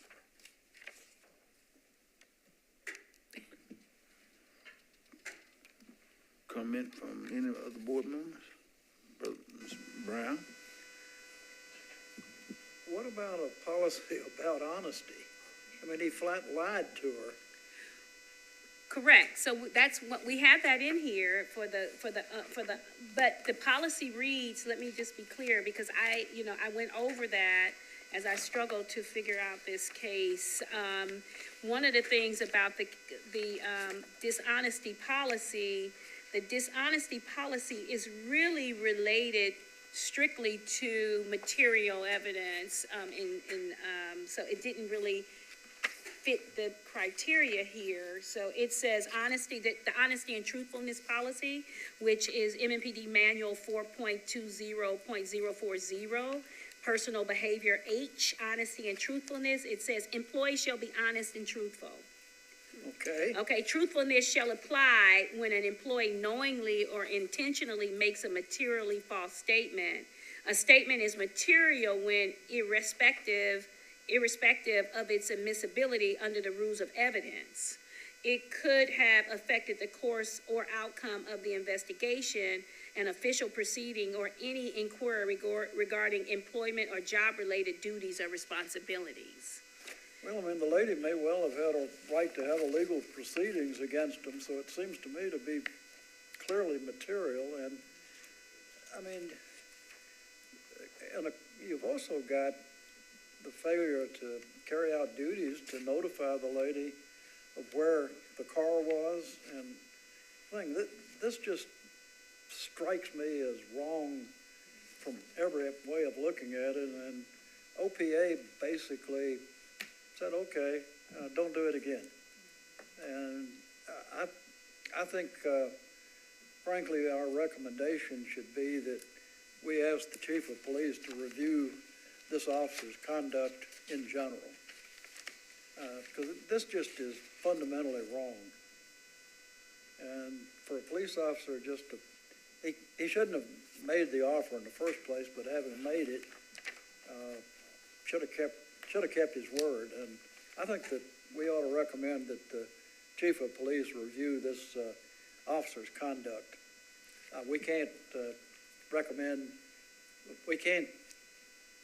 change or make a recommendation for action against the officer, as I understand it, once in addition to what OPR has done.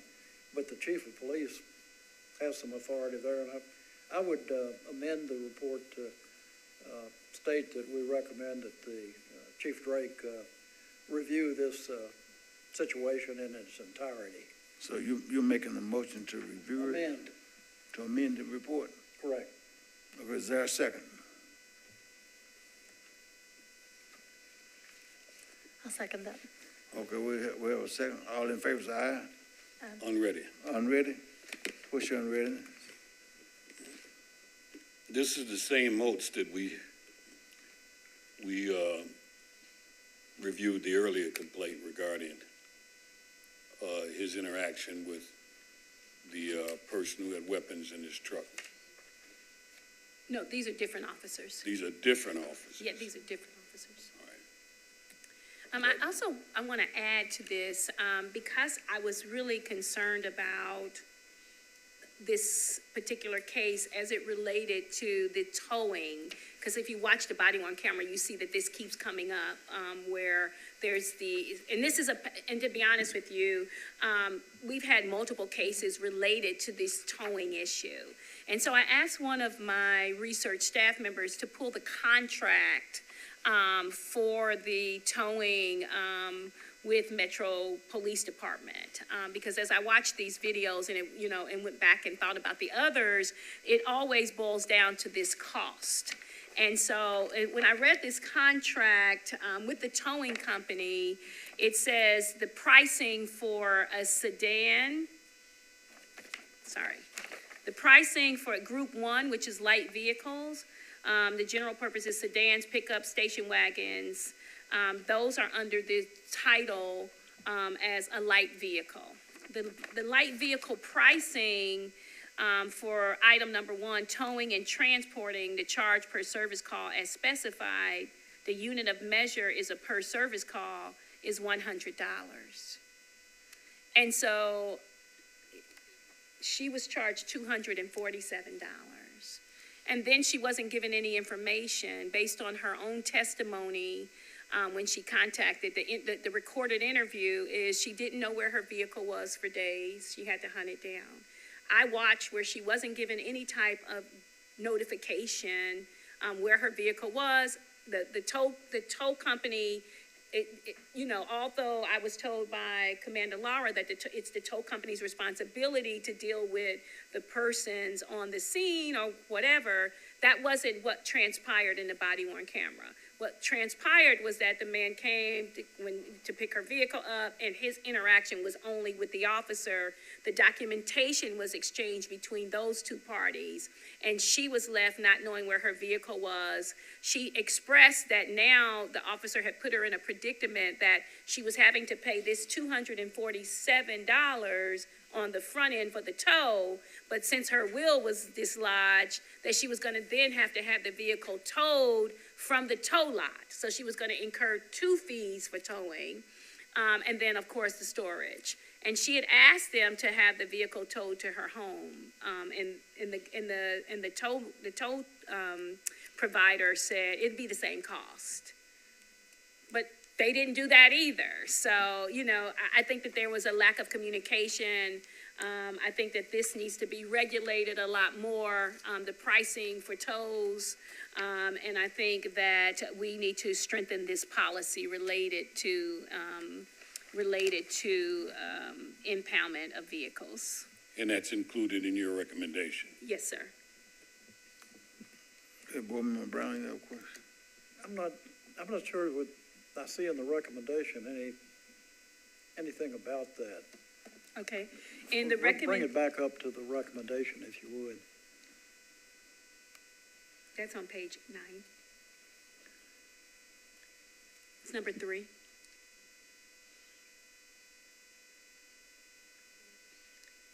It says, it is recommended that the policy related to impoundment authority be updated to include mandatory reporting and documentation that shall be given to any civilian who is subject to a tow, and they be made aware of the upfront costs for towing and daily storage, that they have a choice for the location where they want their vehicle towed. They should sign a release stating that they give authorization to the towing company, if applicable, and they should have a contact number and location of the towing company that is servicing their vehicle.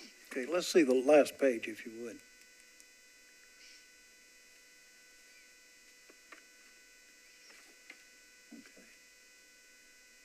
Okay, I'll stand by my modification. Okay.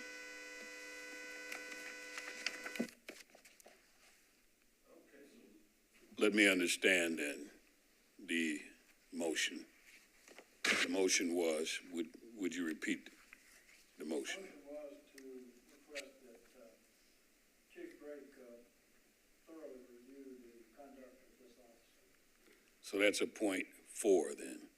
Would be, yes. That would be a point 4. Yes. So your motion is that we amend the report of the CRB to include point 4, which is, Okay, Heather? Can I ask a follow-up question on that? Is it necessary to ask the chief to review this, or is he just going to say he's delegated this internally to his OPA office, who has thoroughly reviewed it and made a determination? The recommendations don't really touch on this officer's conduct, but because OPA essentially whitewashed it, and so I think if we could specifically point out to the chief that he should thoroughly review this. So this officer's conduct was totally unacceptable. I agree, and can we actually maybe even think about amending that a little bit further? Because when we started this case, I thought we already heard this case. We heard this case weeks ago. It was a towing case, and the woman got charged outrageous because they were like, it's gonna take too long, let's call another towing. So could we go further and say that this is a pattern that we've maybe seen in several cases and ask the chief to directly look at this? Well, I guess that's what you're asking, is him to modify the policy. It seems like we've got that in. Yeah, you're right. In an earlier recommendation. I wouldn't have any problem to amending it to be more specific, but I think we've got it, but this, the problem is our hands are tied on what we can do, but I think the chief needs to take a hard look at this, because this conduct by the officer is just totally unacceptable. And the contract is the same thing. How do you go from a contract that says 150 to 247, and then 100. doesn't know where to get her car, 100 and she to loses her 247. car and her possession? Yeah. It just rubs me totally the wrong way. Well, the fees on your car being stored, basically depends on how the length of time that you leave it. If she picked it up the first day, it probably would have been in that $100 category range. But if you leave 2 days, it's an additional fee, it's an added fee. It's like paying rent to stay there. But apparently in this case, the initial charge was $247. She was gonna have to pay that on day one. So. But the main thing is they was trying to avoid leaving that vehicle out there and somebody come along and cause. Sure. We've had these situations happen just here recently in Nashville where people hidden park vehicles and stuff like that, and people are deadly hurt. But the decision that was made about the fees is in question. Yeah. And I think it's something that should be done about it. Board Member Cersei, go ahead. I call the question. Question. Yeah, I'm calling for the vote. Okay. All in favor? Aye. Everybody opposed? Okay. The vote passes then. His motion passes. The motion, Well, and that's one of technically, he the, called for the question, so now we need to vote on the motion. Let's vote on the motion. All can in I- favor, say aye. Aye. All opposed? Okay, motion passes. well, I wanted to just clarify the motion, and it was that Chief Drake should thoroughly review the conduct of this officer. Is that it? In addition. Right. The way I understand it, it's a motion to amend and to include an additional fourth recommendation that Chief Drake look into Officer Luce's conduct in general. Thoroughly review the conduct of this officer. the conduct of Officer Luce in general. We are clear. Okay, are we ready for the last report? Thank you. This is NCRB case CC 2023-037. The allegations of misconduct, excuse me, against Officer Brett Seaman is number one, deficient or inefficient performance of duties.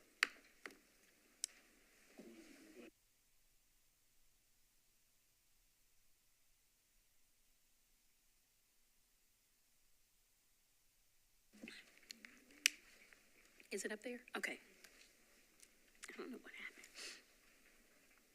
The summary of complaint allegations is on December the 15th of 2023 at approximately 4:11 p.m., Mr. Gary Clark, hereinafter referred to as the complainant, reported that he made a 911 call to report a traffic crash that he was involved in with a hit-and-run driver near Morgan Road in Joelton, Tennessee.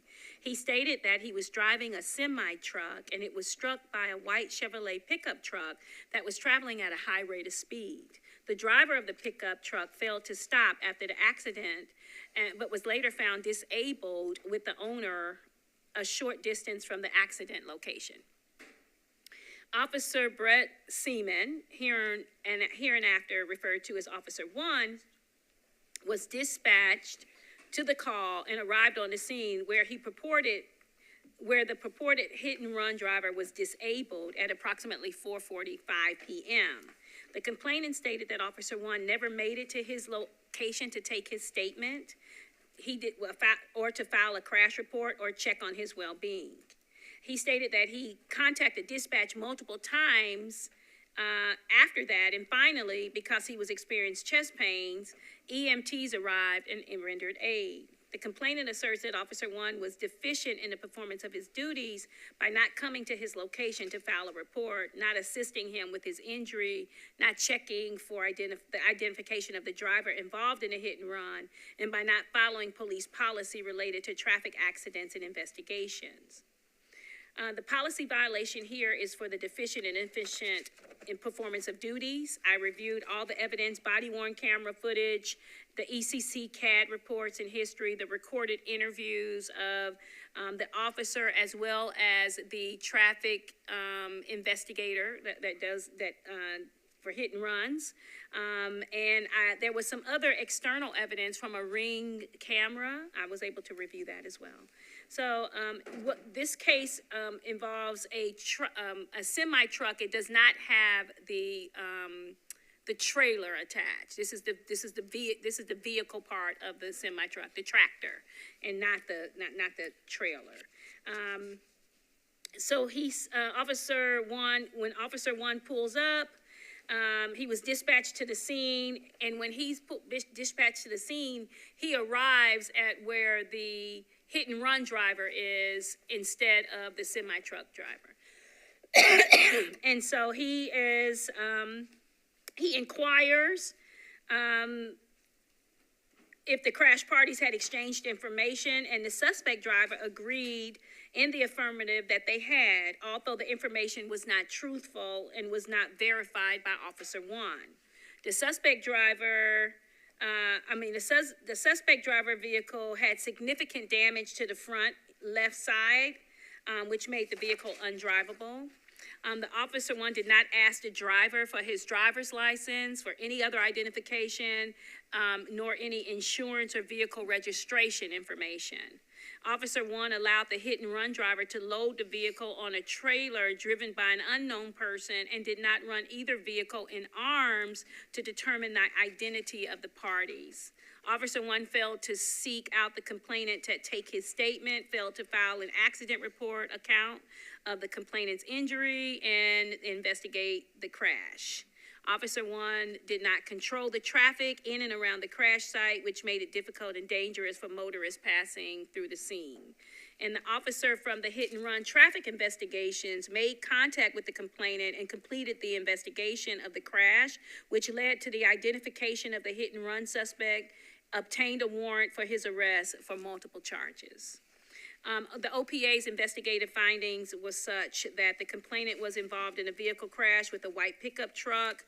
The driver of the pickup fled the scene approximately a quarter of a mile from the area. The complainant called the police to report the hit-and-run crash.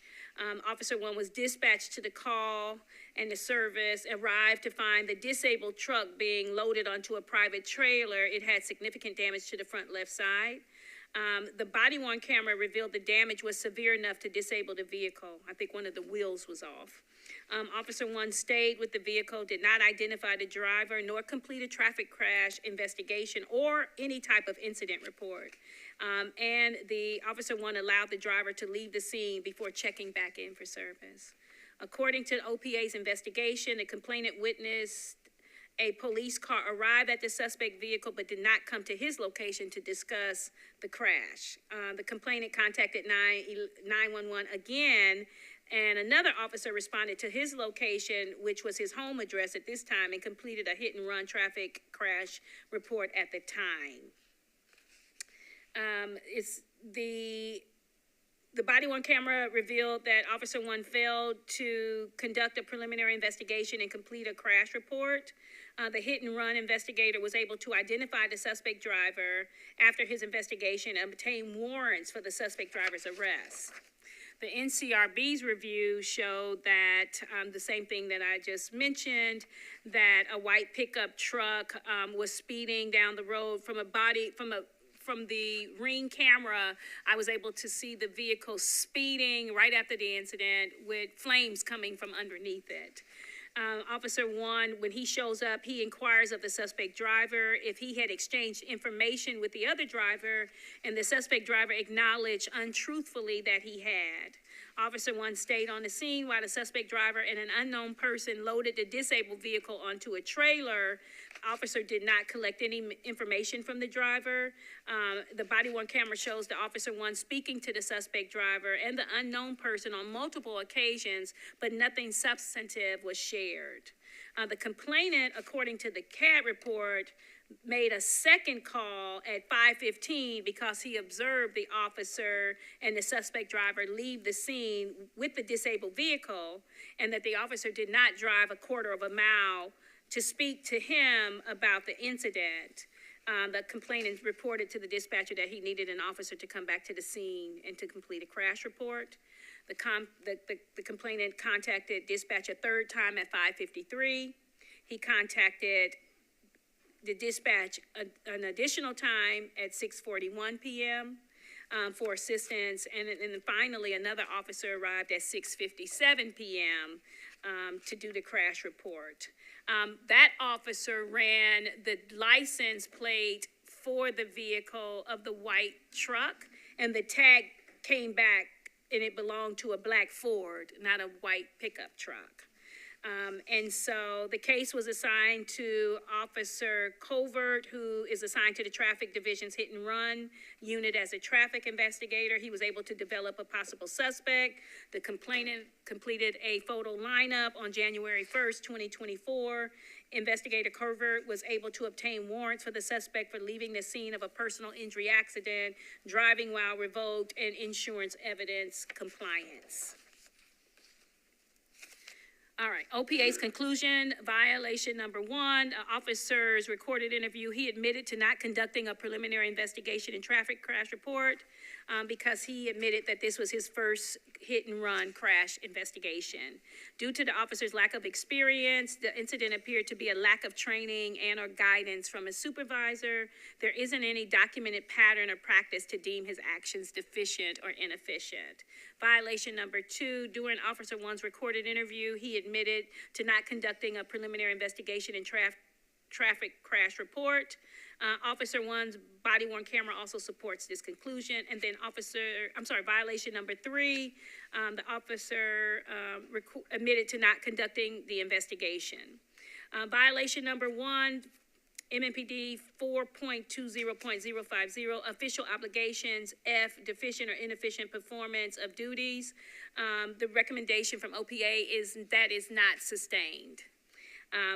Violation number 2, MMPD Manual 4.20.040, personal behavior, adherence to policy and rules of the Metropolitan government, to wit, the preliminary investigation. The recommendation is sustained.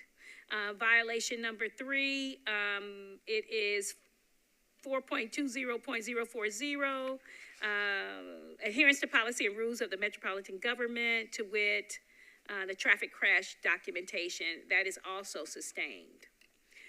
So NCRB's conclusion, the executive director reviewed the evidence in the case and concludes Officer 1 was deficient and inefficient in the performance of duties. OPA's investigation is satisfactory, it's thorough, it was complete. The findings for violation 1 are unsatisfactory.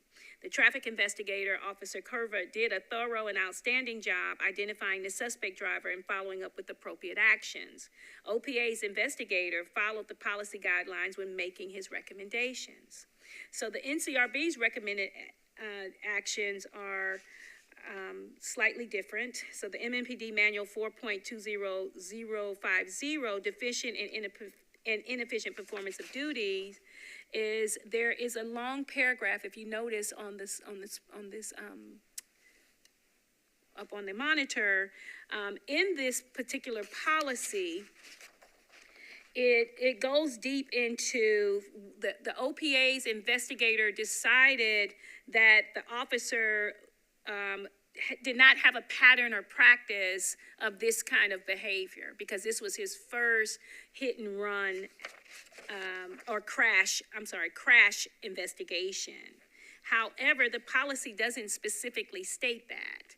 It talks about, and I'll read the policy to you. It says, employees shall be efficient, productive, and competent in the performance of their duties. Deficient or inefficient performance is generally connected through the daily interaction of an employee and his and her supervisor.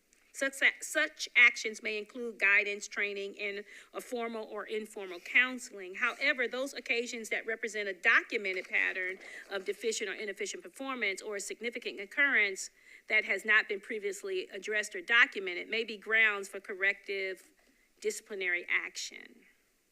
So in this F, number 6, which is a faulty decision-making or poor judgment, is a violation. And so the executive director recommends that MMPD policy related to an officer's performance of duty, specifically the deficiency or inefficiency, should be updated in such a way that supervisors can address performance issues when they arise and not solely rely on a documented pattern or practice of behavior before bringing fair, ethical, and resolute discipline measures that commensurate with the examples given in MMPD Manual F, deficient or inefficient performance of duties. Number 1, MMPD should amend Manual 4.20.050. In this case, Officer 1 was dispatched to the scene of an accident. He arrived at the location, and upon his arrival, he encouraged one of the involved motorists. He encountered. He pulled in behind the driver's damaged vehicle, which was being lifted onto a private trailer. Video evidence would later show that the driver of the white pickup truck was still traveling at a high rate of speed on the roadway after hitting the semi-truck and before the vehicle stalled out. Officer 1 approached the vehicle, spoke briefly to the driver of the white pickup truck who was assisting with pulling his disabled vehicle onto a trailer. Once the vehicle was on the trailer, the driver and Officer 1 left the scene. Officer 1 never sought out the complainant to get more information, and complainant's concerns were later handled by Officer Sloan, who was later dispatched to the scene to handle the crash report. So Officer 1 showed faulty decision-making and poor judgment in handling this incident. Officer 1 did not create a traffic crash report or incident report. Officer did not request to see the driver's state license for identification purposes. The officer did not request to see the driver's vehicle registration. The officer did not request to see the driver's automobile insurance. The officer did not check on the other driver, which was the complainant, as outlined in the complaint. And the officer did not provide traffic control in the area. And I would like to amend this to say that the officer did not follow up and speak to a supervisor to get any type of additional assistance here. Okay, Brother Brown. Oh, that concludes the case number 2023-037. Okay, Boardman Brown. What action, if any, was taken about the officer? There was no action taken by the officer. None whatever. None. Boardman Searcy. Well, wait a minute, I hadn't finished. Oh, okay. Okay, I thought you were through. I'm still shaking my head. Okay.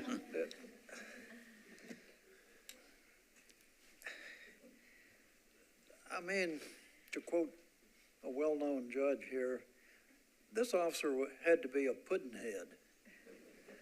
I mean, what else could he have failed to do? I mean, whether it's his first traffic accident or not to get identifying information, check the tags or check for insurance or anything. I mean, that's just basic traffic 101. And unfortunately, and counsel can correct me, as I understand it, we're prohibited from recommending further punishment, but I have the same, just shaking my head at how, I mean, not even a reprimand or anything. And again, I recommend we amend our report to request that the chief of police personally review this officer's conduct. And that'll be my motion.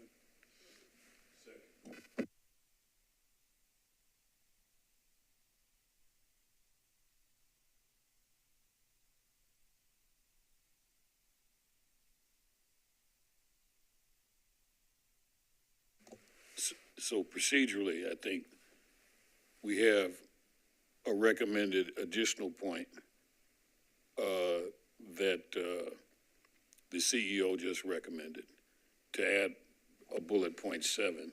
Yeah, it will change at the last page to be except with modifications, and my motion is the modification. That's the second addition to the second change offered. Well, the board recommendation, it has three choices, and my motion is to accept with the modification I stated. Well, I just want to make certain we also include Director Fincher's additional Which is item. the office, to add that the officer failed to contact his supervisor or superior for more, Yeah. information.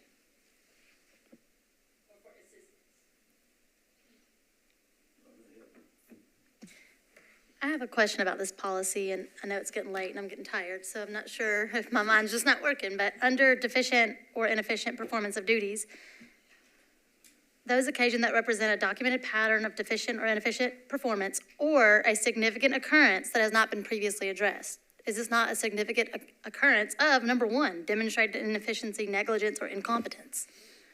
It's pretty incompetent to show up to the scene and not do any of your duties that you're supposed to be performing. And that's a significant occurrence, I would say. So does it not qualify under a significant occurrence demonstrating inefficiency, negligence, or incompetence in the performance of duties? No, I agree. That's what what OPA is saying. They're saying that because there was no pattern or practice, that they could not bring any correction to this officer. That's what their response is. So let me give you back there. Let me say this, if there was some kind of pattern to the way he does his job, if he's done this before, what they probably could have done is recommend him to go back with the training or field training or FTO. And apparently there was no tracking record to show that he needed further training on it. That's the reason why they didn't recommend it. Right, but that's incorrect. I believe they're not reading the policy correctly. I agree with what Heather is saying, that they could have, if they wanted to, if they had the will to, give this officer discipline for being, he showed up, he didn't do anything. He just stood there, and they did not give him a deficient or inefficient performance of duty because they're saying that there was no pattern or practice. But it's I not say required, that, I agree with you, Heather, and say that it didn't need a pattern or practice to be deficient or negligent in this regard. And so out of this, although I put down number 6, which was faulty decision-making or poor judgment, it really is demonstrated inefficiency, negligence, or incompetence in the performance of your duties. So it could be number one, it could be multiples in this particular paragraph here. Yep. What you're saying is correct, but it basically deals with where you have been working, your assignment have been a low crime area, and you've been in an area where not a lot of accidents been involved, and then it depends on your field training officer as well. If your field training officer recommend that you be passed on to ride by yourself, then the fault goes on him as well as a supervisor. And you were saying, you evaluating him, and you sign document and say he can do the job. Then the people that train you are at fault. And this guy is at risk.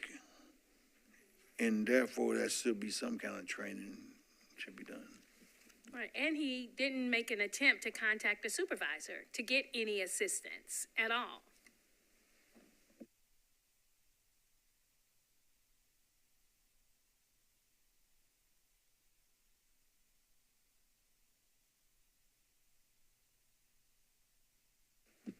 The motion, repeat your motion again now. Yeah, we're gonna have to figure out a way to do this. My motion was that we add to our recommendation and adopt it as amended, that Chief Drake personally review the conduct of this officer. I believe, and, yeah, and Okay. been seconded. So we all approve that Chief Drake need to look at this officer and see what need to be done if they can provide additional training for him. Because it's a liability for him to continue to work and do that type of work. And you don't want it to continue and not be improved. You come up with a lawsuit and it shows that this man has a problem and it has not been corrected by some kind of training. I mean, Right, that's and why, frankly, their conclusions like saying, oh, the officer has no complaint for beating up somebody, so therefore we can't take any action. The OPA conclusion to take no action at all, frankly, just defies common sense. Well, the only action that they did take was that they were going to give him remedial training in traffic investigations. But basic policing is that when you pull up, you should have at least got some information for your own safety, if nothing else. And so this was a traffic accident, and the dispatch had the information in the CAD report as well. So it is a deficiency in his duties, so. So are we satisfied with that? Okay. We will take care of that, and that's it. Okay. Are there any new business? Do we need a motion to approve that one, or did we already do that? We already done. It was approved. Well, the modification was approved. Do we need to approve the report now? Or we did that? Did they take a motion? For the sake of formality, I think that we should approve the motion to amend the recommendation being added, amended as recommended. I thought that's what we did. I believe it did, but on the record, We're correct. We're correct now. I so move that we adopt the recommendation as amended. Okay, Ben.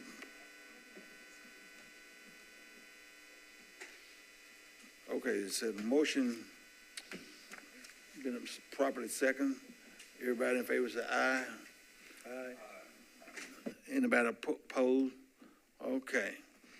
Now, new business. I don't have any new business to report. Motion to adjourn.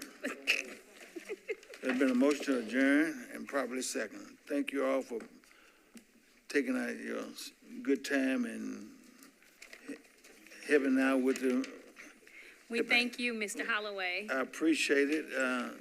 We thought we was gonna Thank you, Chair. get finished a little bit early, but, that wasn't the case, but a job We've well got done. to streamline these A cases. job well done. Yes, thank you. Do I need to sign anything for these?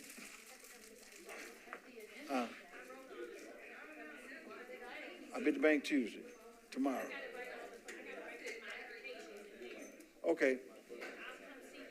Okay.